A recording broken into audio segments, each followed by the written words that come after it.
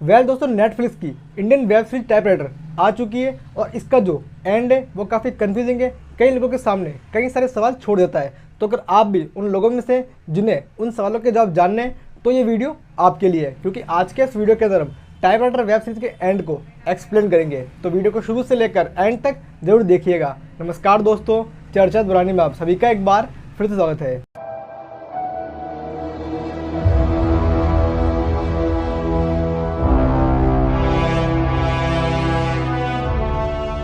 तो वीडियो को शुरू करने से पहले आप सभी को वार्निंग दे दूं कि अगर आपने ये वेब सीरीज देखी नहीं है तो यार इस वीडियो को यहीं पर बंद कर दीजिएगा, क्योंकि इस वीडियो के अंदर आपको कई सारे स्पॉयलर्स मिल जाएंगे। दोस्तों, टाइपराइटर की एंडिंग को समझने से पहले चलते हैं थोड़ा सा पीछे, कहानी को थोड़ा सा जान लेते हैं ताकि हम एंडिंग को ठीक तरीके से समझ पाए। अब दोस्तों, जैसा कि आप सबको मालूम है कि फकीर की जो आत्मा है वो उस टाइपराइटर के अंदर होती है, क्योंकि जब मर के फकीर फिर से जिंदा हुआ था तब माधव मैथ्यूज ने उसी टाइपराइटर से फकीर को फिर से मारा था। अब ब्लड मून की नाइट को फकीर को अपनी पावर्स को बढ़ाने के लिए उस टाइपराइटर पर जैनी का ब्लड ही चाहिए होता है, और ऐसा इसलिए क्योंकि बचपन के अंदर जब जैनी उस टाइपराइटर से खेलती है तो उसका खून टाइपराइटर लगता है और फकीर की आत्मा वहां से निकल जाती है। इसके बाद जैनी की पूरी लाइफ के अंदर फकीर की आत्मा उसके साथ ही रहती है, और ये कारण है कि जैनी को अपने बचपन की कोई भी चीज याद रहती नहीं है। वेल, अब वेब सीरीज के एंड के अंदर हमें देखने को मिलता है कि फकीर की आत्मा से मुक्ति पाने का एक ही रास्ता है, और वो है कि टाइपराइटर को किसी भी तरीके से डिस्ट्रॉय कर दो। सैम अपने फ्रेंड्स और फादर की हेल्प से टाइपराइटर को डिस्ट्रॉय कर देती है, लेकिन कहानी के अंदर ट्विस्ट तब आता है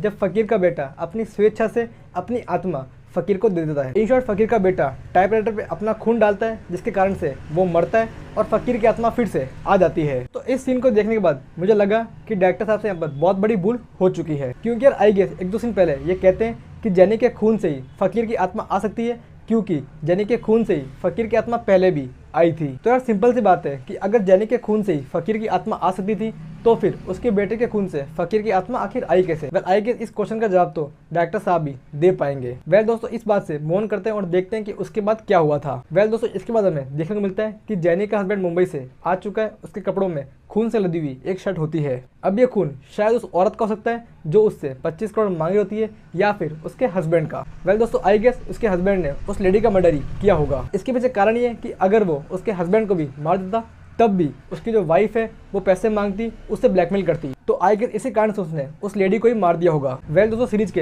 एंड सीन के अंदर हमें देखने को मिलता है कि जैनी हमें एक तरफ दिखती है एंड सेकंड तरफ वो गायब होती है। क्लियरली इंडिकेट करता है कि वो जैनी नहीं थी बल्कि फकीर की आत्मा थी। वेल दोस्तों, इसके अलावा भी आपको जहाँ पर जैनी का भूत देखने को मिल रहा था वो जैनी का भूत ही था, बल्कि फकीर की आत्मा थी जो कि जैनी का रूप लेके हत्या कर रही थी। वेल दोस्तों, अब आप सोच रहे होंगे कि सीजन 2 के अंदर आखिर होगा क्या? तो सीजन 2 के अंदर ये होगा कि फकीर की आत्मा आ चुकी है, वो फिर से ब्लड मून की नाइट का वेट करेगा ताकि उसकी पावर्स डबल हो जाए और उन पावर से वे पूरी दुनिया पर राज करे, जिसे रोकने के लिए ऑफकोर्स सैम, उसके फ्रेंड्स और जैनी हर संभव कोशिश करने वाले हैं। वेल दोस्तों, उसके साथ ही जैनी का जो हस्बैंड है उसका जो कैरेक्टर है वो काफ़ी ज़्यादा सस्पिशियस लग रहा है, तो आई गेस उसको ठीक तरीके से सीजन 2 के अंदर एक्सप्लोर करेंगे। वेल दोस्तों, पर्सनली मुझे ये वेब सीरीज इतनी कुछ खास लगी नहीं थी, क्योंकि यार कई सारी चीज़ें मुझे इस वेब सीरीज के अंदर मिसिंग लगी थी। बट आई होप कि सीजन 2 अच्छा होगा, बेटर होगा और हमें थ्रिल, सस्पेंस, हॉरर का एक अच्छा एक्सपीरियंस करवा के जाएगा। तो दोस्तों, ये था टाइपराइटर वेब सीरीज का एंडिंग एक्सप्लेनेशन।